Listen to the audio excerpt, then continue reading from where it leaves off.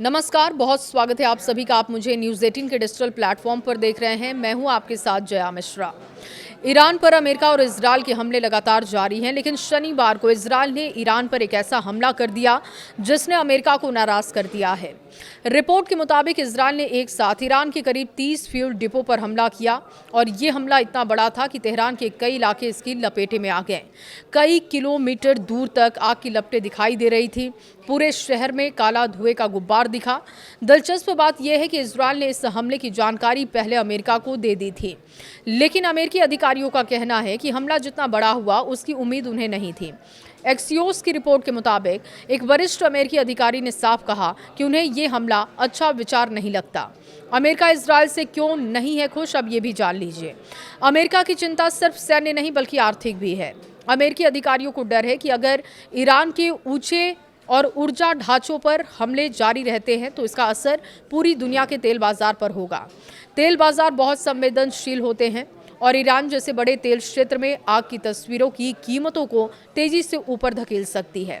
यही कारण है कि कच्चे तेल की कीमतों में बड़ा उछाल देखने को मिला। ट्रंप प्रशासन के एक सलाहकार ने कहा कि राष्ट्रपति इस तरीके के हमलों से खुश नहीं हैं। उनका मानना है कि तेल को जलाना रणनीतिक रूप से सही कदम नहीं, क्योंकि इससे दुनिया भर में पेट्रोल और गैस की कीमतें बढ़ सकती हैं। और इसके अलावा इस हमले के बाद ईरान खाड़ी के दूसरे देशों के तेल डिपो पर हमला करेगा, जो दामों को और बढ़ा सकता है। इजरायल से नाराजगी का और क्या कारण बताया जा रहा है, ये भी आपके सामने रख रहे हैं। देखिए, इजरायली सेना का दावा है कि जिन फ्यूल डिपो को टारगेट किया गया, जिनको निशाना बनाया गया, उनका इस्तेमाल ईरानी सेना और उनके सैन्य ढांचे को ईंधन देने के लिए किया जा रहा था। एक इजरायली सैन्य अधिकारी ने कहा कि इन हमलों का मकसद ईरान को एक संदेश देना था कि वो इजरायल के नागरिक ठिकानों को टारगेट करना बंद कर दे। लेकिन इस हमले के बाद अमेरिका और इजरायल के बीच मतभेद सामने आ गए हैं। अमेरिकी अधिकारियों को डर है कि आम नागरिकों के जुड़े ढांचों पर हमला ईरान में सरकार के खिलाफ गुस्सा कम करने के बजाय लोगों को और ज्यादा एकजुट कर सकता है।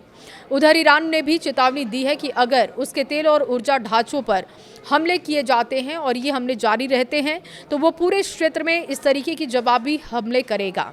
ईरान के सैन्य मुख्यालय के प्रवक्ता ने कहा कि अब तक ईरान क्षेत्र के तेल और ऊर्जा ठिकानों को निशाना नहीं बनाया गया था, लेकिन अगर ऐसा हुआ तो कच्चे तेल की कीमत $200 प्रति बैरल तक पहुंच सकती है। तेल बाजार पहले ही इस युद्ध से हिल चुके हैं। अमेरिका के द्वारा ईरान पर हमले के बाद कच्चे तेल की कीमत $100 प्रति बैरल के पार पहुंच गई है।